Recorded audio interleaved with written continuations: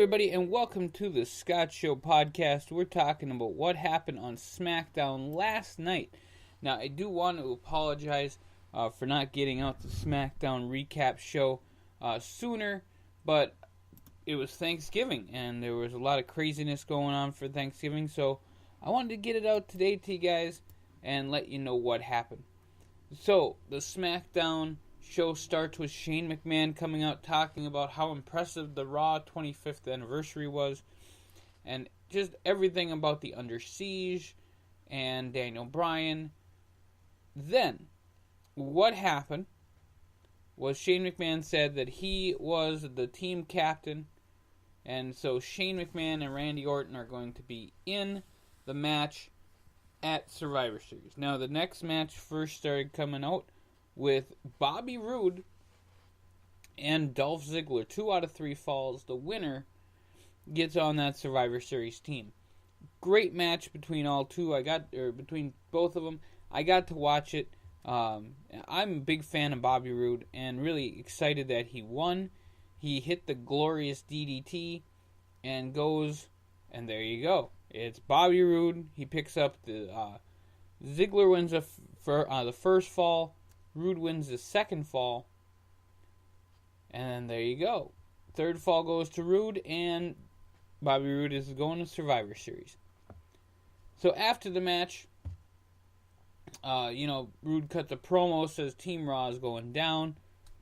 We'll see about that because it's going to be stacked. This main event should be the main event of the night.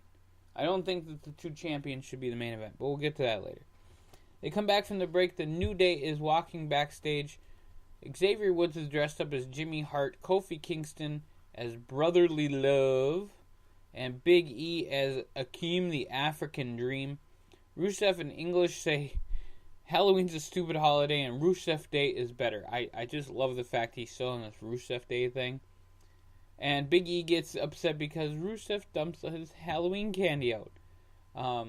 It's just the greatest start-up to a match ever, just because I love these 2 guys.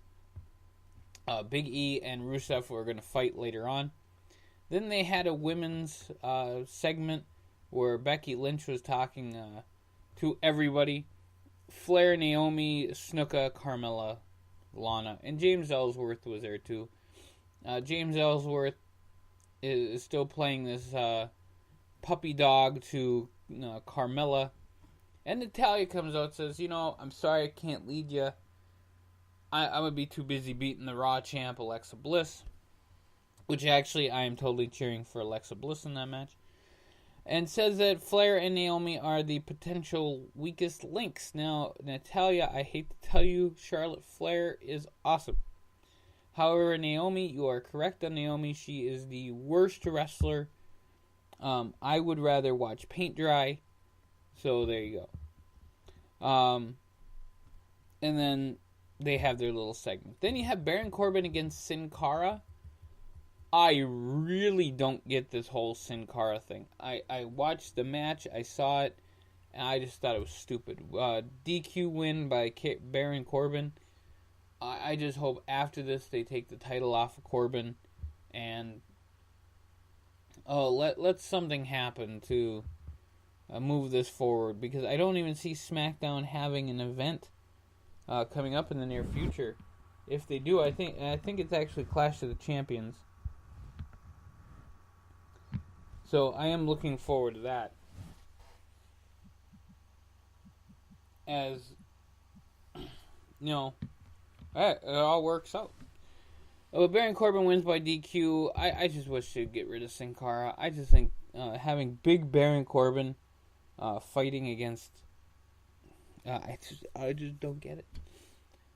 Alright, folks, then you have the Singh Brothers segment with Jinder Mahal talking about how he's going to be the Beastmaster. I thought that was kind of trippy. Then you have AJ and Samir Singh fight. AJ wins in a second. And then AJ gets hit with the Colossus. If AJ wins the championship, I would be okay with this whole segment. Because my fantasy booking would be AJ wins, maybe even at the Rumble, kind of fart wind on Clash of Champions, and then wins at the Rumble, and Nakamura wins at the Rumble. Because then I would love to see Styles Nakamura for the championship. That would be awesome. And then, you can have Kevin Owens and Jinder Mahal, and, you can add in all these other guys wherever you want to, wherever you need to. Maybe they can have an Owens, Shane. Who knows? Who knows what they can do? But Styles and Nakamura would be a hell of a match at WrestleMania. I don't know what they do with Jinder then. I really don't know. So I'm quite interested to see what happens in the future. Now, Owens and Zayn talk and say that, it's the Sammy and Kevin show or the Kevin and Sammy show. Something's going to happen there, and it's going to be great when they finally blow it off. It might be Kevin and Sammy at WrestleMania. Who knows?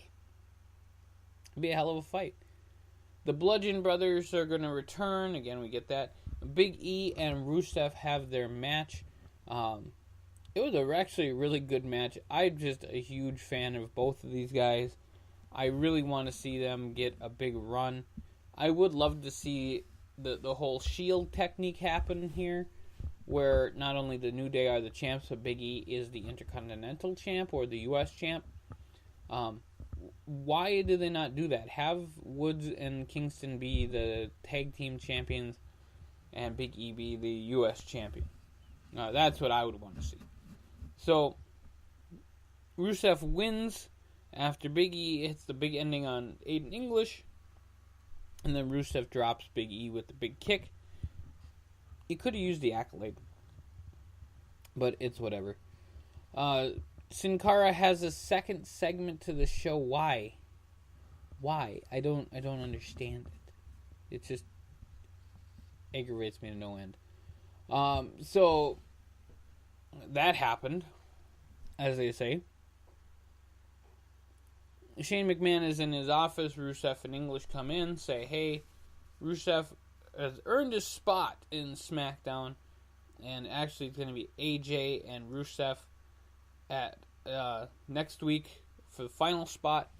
I'm actually pulling for Rusev here, and here's why. If, again, fantasy booking, I would let Rusev win this match, and then AJ and Finn Balor, round 2, too sweet, whatever they want to call it, as Survivor Series, and that would make it awesome. Then the announcers lead to Stranger Days, Days, Fashion Files with Tyler Breeze and Fandango. I actually love, I'm a huge fan of Tyler Breeze, so anything he does is awesome. I guess they're going to have their first feud against the Bludgeon Brothers. I just hope that Tyler Breeze and Fandango get pushed really heavy. I know they are with this show, with the Fashion Files, but I just don't want it to be a, hey, you're going to lose to Harper and Rowan right away. So, it is what it is. And then Owens and Nakamura have a great match, knockdown, drag-out match, as only these two guys can. They fought in ROH and in New Japan, and now they fight here. Nakamura wins with the Kinshasa. And the coolest thing about Nakamura is he needs to bring Corey Graves wherever he goes, because that's just the way it is. And there you go. And then Nakamura wins the match, and Orton is looking from the floor to Nakamura, and there's a lot of heat going on all over the place. And that's how SmackDown ends. So next week we're going to have one more match for the final person, but so far it's Rude and Nakamura, Shane, and Orton as your team. On the other side, there's Angle, Braun Strowman has been announced for that team too. If Roman Reigns comes back, that will probably be third, and we'll see who else gets put on Team Raw, as Team SmackDown is pretty much filled out. So it'll be quite interesting to see what happens next. So you guys should like, share, subscribe onto 102550.net. Give us a big shout out and hook up. And we will see you guys real soon here on the Scott Show Podcast.